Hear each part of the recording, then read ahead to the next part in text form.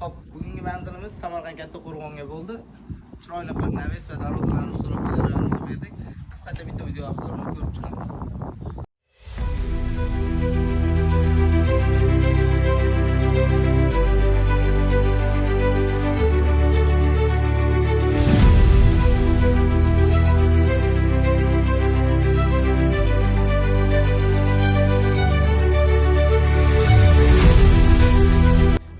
Chiroyli sifatli xizmatlarimiz kerak bo'ladigan bo'lsa, pastdagi nomerlarga yoki darvozachi bolalarga murojaat qilaverasizlar. Ishlarni chiroyli sifatli qilib bitirib beramiz.